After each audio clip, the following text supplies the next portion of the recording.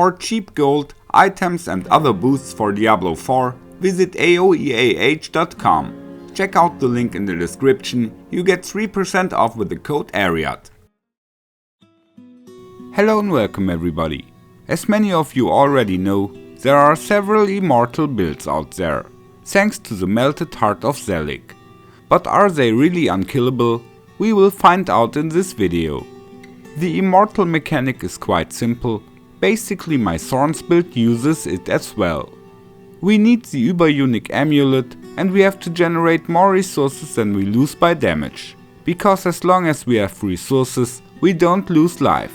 And on the other way around, when losing life due to some damage over time effects, we won't collapse at 0 life as long as we have resources.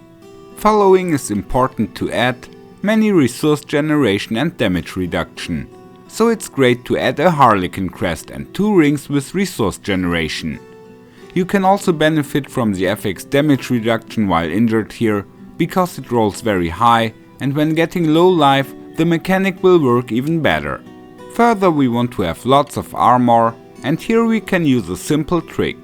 Use Thorns and Disobedience aspect, so your armor stacks will stay in combat even if you don't attack. The assimilation aspect is also an option. When using it, you should also go for dodge chance on pants and boots. Especially for the barb, you could use tactical challenging shout to generate fury while getting hit. With some cooldown reduction, you'll be able to use the shout quite often. My Thorns barb has the advantage that he only uses basic attacks, so he always generates fury and does not consume it. But the mechanic will also work for other classes. A sorceress can profit from the fact that her resources regenerate.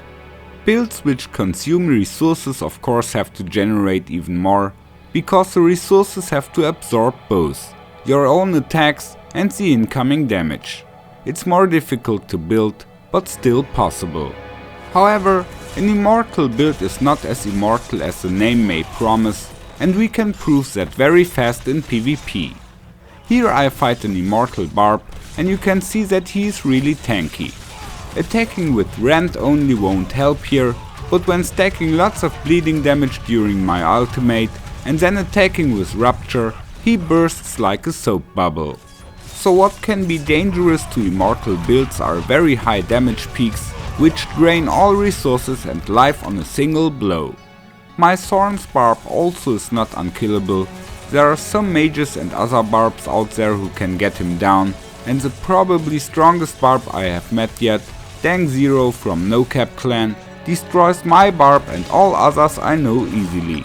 And he does not even use the Uber amulet.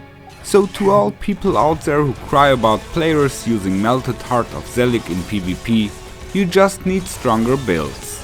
In PvE on the other hand, you are indeed immortal to most situations, but not completely. Some high damage peaks from high level elite monsters in Players 4 could still become dangerous. But most times the plan to be immortal works, especially when avoiding stupid situations and not provoking them. I say goodbye, have a great Sunday, and may the loot be with you. Follow me. Come on. Thank you. Goodbye.